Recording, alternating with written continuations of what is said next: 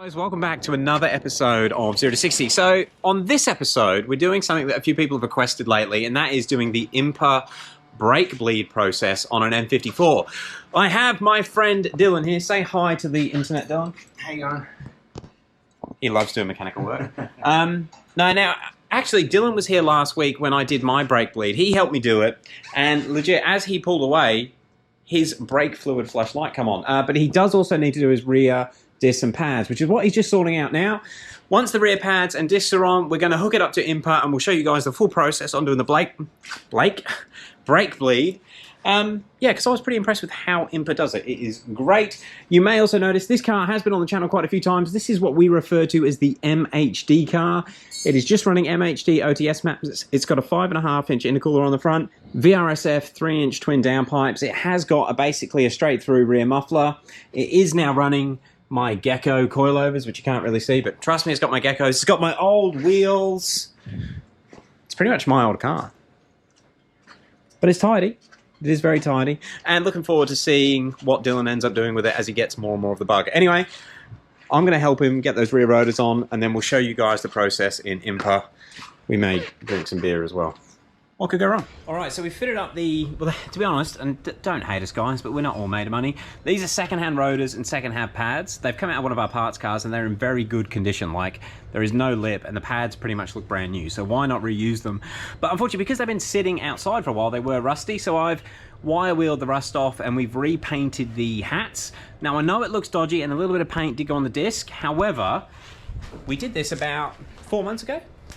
With the fronts? Yeah. It's about 4 months ago we did the fronts, and once you've driven with them a little bit, that's what they ended up looking like. So they look absolutely fine once you get a bit of miles on them, and behind the wheel they look cool as well. Obviously they work fine as well. Something that we did do, which I've never encountered before, when we were pushing the pistons back in on this, well, on the rear calipers, unfortunately it has pumped out brake fluid. So this car obviously has had brake fluid topped up and topped up and topped up, and there was too much in the system. So just something to be aware of if you are doing pads, make sure you don't push the pistons back in and overflow the fluid, because it's actually made quite a big mess on the ground. And as everyone should know, brake fluid can be quite corrosive, so you don't want it damaging all your paint. I've just mopped it up off the floor straight away, and I'm just going to try and rinse off all of this before we start the brake bleed procedure. In fact, I'll give this a bit of a clean up, and you'll see me when we are firing up INPA to start doing the cool stuff. Oh, didn't even catch that. Oh well. Hey, I got a cameraman. That's pretty amazing. All right, so we're using just basically a super dot floor fluid. It's what's left over from doing my car. Now that's how much fluid we use doing my brakes. However, just keep in mind that when we did the fake Brembos, we did need to bleed both sides of the calipers. So we did 2 lots of brake bleed procedures with INPA on each corner, where we shouldn't use this much fluid when we do this car because it's got standard calipers. Now, the first thing you're going to need to do is get your fresh fluid before you even load up INPA. Something that I didn't struggle with, but pouring the fluid out of this bottle straight into the reservoir was a bit of a pain. So I'm going to put it into this 500ml bottle, so it's just a bit easier to pour in on the go, because when we did my car, you do need to fill the reservoir. Well, initially when you do the first bleed, trying to get the fluid, the clean fluid coming out of the calipers, but then you also need to fill it every time you do the bleed procedure. Right, so what we have done at first, we just did a little bit of a test. We pumped out some of the fluid from the reservoir. We're going to pump out a little bit more doing the manual bleed. So let me show you what that is. I just want to show you guys quickly. The first thing you must be aware of, you don't want to empty the reservoir completely. Hopefully you can see there is still fluid at the bottom. We've probably pushed our luck a little bit too much, although you can see it down here, so down at the very bottom. What I was trying to do is basically when it gets to the minimum mark on the side, that's when we will top it up with fresh fluid. So make sure you do that. Now let me show you what we were doing on him. Actually, as I've said that, you can watch the filling process. Remember, brake fluid can be quite corrosive, so you don't want to get anywhere that you don't need it. And we'll top that reservoir right up to the top. You can leave the cap off the reservoir while you do the process. Just keep in mind that you want to keep this float at the top so that the computer doesn't have a freak out about low brake fluid. And you must keep an eye on the brake fluid as well. You do not want to suck any air in. If it's the first time you've done it, whenever you open a bleed nipple, it's probably worth leaving that on because the computer will actually warn you when the brake fluid gets dangerously low. Right, we are, hopefully you can see it, but we're just near the top. I'd say that's full enough. And that's how much fluid we've used. So it's nearly 500 mil goes into the reservoir, which is quite surprising. Okay, so once you've got INPA up and running, for some reason, I've been having issues with this laptop. I can't remember if I mentioned it before, but it's because of this laptop why I didn't film doing my car. For some reason, it just wouldn't connect. It took us an hour and a half to work it out, and it turns out that it was just a USB setting. I have connected this car, and we did start this process before, so I know it's going to work, but for some reason, INPA is not giving me ignition signals. It's just a right pain in the bottom. Anyway, so we need to go to E90, then we go to chassis, dynamic stability control, click on that. We get errors because standard tools. Then what we need to do is go to activate, and it basically activates functions of the DSC pump. And there's a few things that you can actually do. Now, the single test valve pump, I haven't actually done that, but I think that just actuates the DSC pump. The DSC pre-bleeding, that's what we're going to use to actually flush the brake lines before we do the main bleeding. We'll get onto the rework bleeding in a second, but for now, let's start off with DSC pre-bleeding. And what we do is Shift F2, and please follow the instructions. So it's pretty good. INPA will tell you everything you need to do. And the first thing we need to do is open the front right bleed screw. So Dylan's going to open that and tell me when I can start pumping the pedal. Is she cracked? Yep. Okay, pump is open. Sorry, the screw is open, and now we need to pump the brake pedal until fluid is without bubbles. Now we're going to pump it until the fluid changes color, so we know we have clean fluid. All right, I'm going to start pumping the pedal, and because the bleed screw is open, we have a very soft pedal. And can you let me know when the fluid changes color? Okay, so hopefully Dylan's catching the action from the other camera angle, but something to keep in mind when you're doing this, keep an eye on the reservoir. So maybe after you've done 15 pumps, just glance at the reservoir and make sure it's still full. In fact, Dyl, do you want to glance at the reservoir? Yep, she looks good, 3/4. So we've got about 3/4 of fluid left. Yeah, it's crucial. You have to start this whole process again if you suck air in through the reservoir. All right, so is it clear fluid coming out of the caliper now? 100%, yes. All right, so we are without bubbles. I can click OK. And can you close the right bleeding screw, or front right? Dill's going to close that. Yep. And now you need to do the right rear. Cool.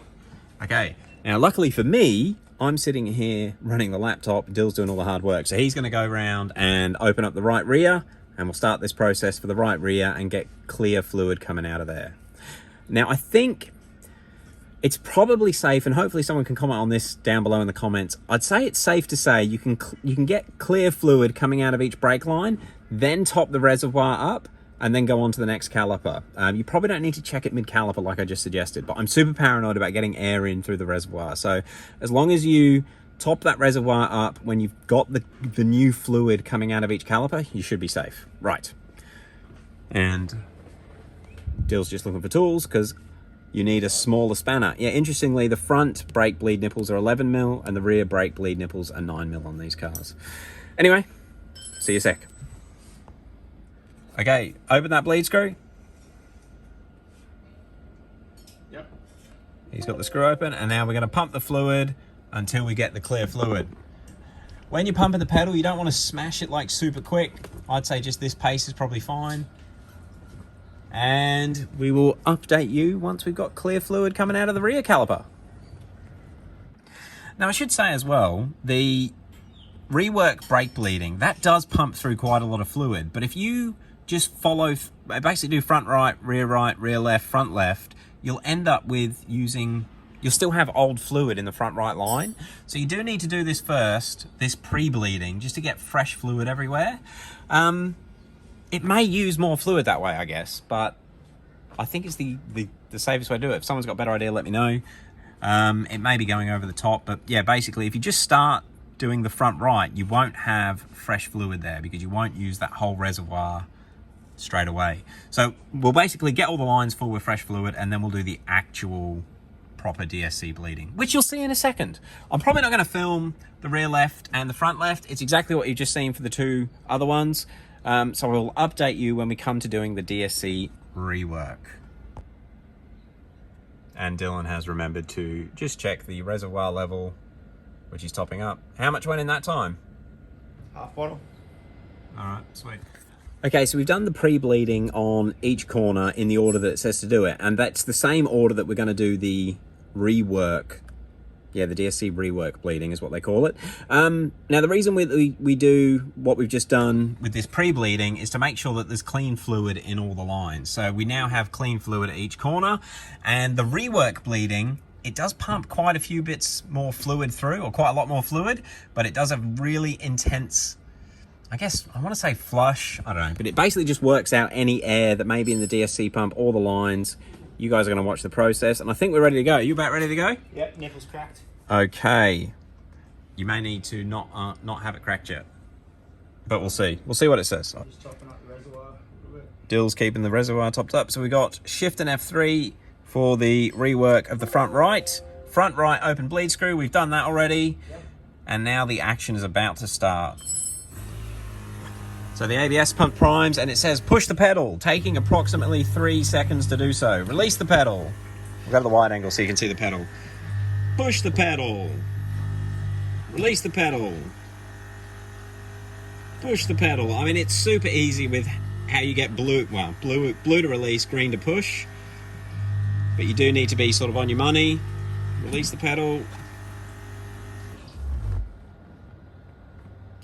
Stroke, actuate, brake pedal. Oh, so it wasn't pumping the DSC that time. Release the pedal. Oh, DSC pumping. Actuate, brake pedal. Oh, she's gone hard. I'm holding it. Release the pedal. Push it down to 80%. Oh, God, it's amazing how much power the DSC pump has. Pushing my leg back. And release the pedal. Actuate the pedal. Release the pedal. Actuate pedal. Release the pedal. Actuate brake pedal 80%. We hold it there. Pumps my leg back.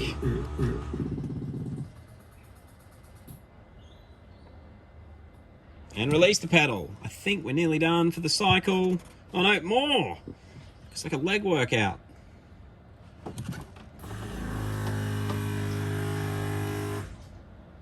Actuate the pedal. Release the pedal. Actuate the pedal to 80%. It's going to do this one again. So it does flush quite a lot of fluid through, but you really want to make sure you have got fresh fluid before you start. And release the pedal. Actuate the pedal. Oh my God, we're doing it again. Release the pedal.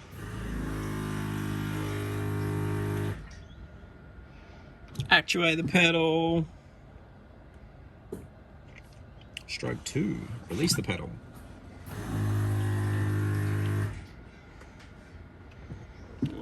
Actuate the pedal 80%. So you can see how it's such a thorough brake bleeding process. Release the pedal. End of bleeding routine. All right, can you close that front nipple? Yep. Let me know when it's done. Yep, closed. All right, and that is the front right done. Now, I could film every single process, but it is exactly the same for each corner of the car. One thing I will just show, are you all right to just show the camera, Dill, when you're ready, how much fluid that used to do that bleed? So Dill's just going to show you how much fluid that used from a full reservoir when we started it to now. How much did it use? Fair bit. It's almost to the bottom.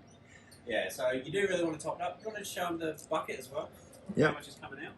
A fair bit. All right. Well, we are going to go on and do the other corners, and you'll see us at the end. All right, now that is the front left one finished. Let's go and have a look. That's actually the procedure done. Takes about 20 minutes. Oh my God, the car's higher off the ground than I realized. Yeah, it takes about 20 minutes. And you do go through a fair bit of brake fluid. How much is left? This bottle was half full. We've used a little bit less than we used on my car, but yeah, still used probably 2 litres. That's how much has come out. And the only reason we used more on my car was I think I mentioned it before, but those fake Brembos, they have bleed nipples on each side of the caliper, so we did each corner twice. Now, it's up for discussion about whether you need to do that pre-bleed. I think you do, because if you just did the brake bleed routine on the front right caliper, you wouldn't actually empty the reservoir. So if you do that pre-bleed, you guarantee that you've got fresh fluid in all of the corners. Yeah, and then just go through and do that routine. It's pretty simple, and I think it's by far the best way I've ever bled brakes, especially with a ABS car. Top tip, I can't remember if I mentioned it, make sure you've got the car on charge, because you're going to be running with the ignition on for a little while. Not that the pump uses a lot of power. And if you've spilt brake fluid, get it all topped up, the cap back on, and give it a wash down with some water, and try and catch it, because it can be nasty stuff. All right, I think that's it. Guys, brake bleeding video done. We're going to put the wheels back on, take it for a drive. If the brakes don't work, we'll update you. But if it's all gone smoothly, this is the end of the video. Thank you very much for watching. Any questions, let me know.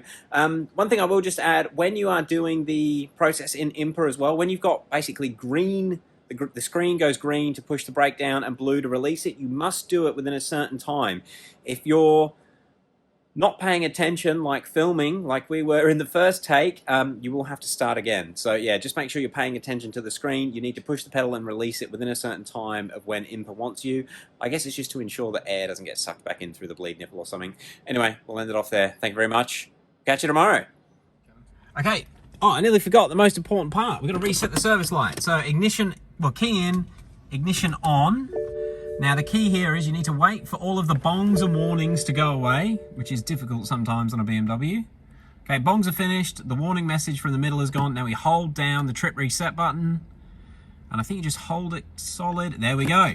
Now that is the brake fluid warning reset, and then we use the BC controls just down here to go through and select it. So we will select brake fluid, and then we hold, hopefully you can see it. It's hard to get both in, but basically hold BC down, and then it will give me the reset. And once you see the clock on the right hand side, that is resetting the brake fluid. Cool. Now that is due next year apparently. Now let's just scroll through, see what else is there. It's got a vehicle inspection due also next year. Rear brakes, front brakes. Oil is due in 7,000. I reckon we should do that sooner, Dylan, if you're watching this video. Everything's good. Once you're there, you can just start the car. The sound of a straight piped N54. Anyway, guys, this is the end of the video. We'll catch you tomorrow.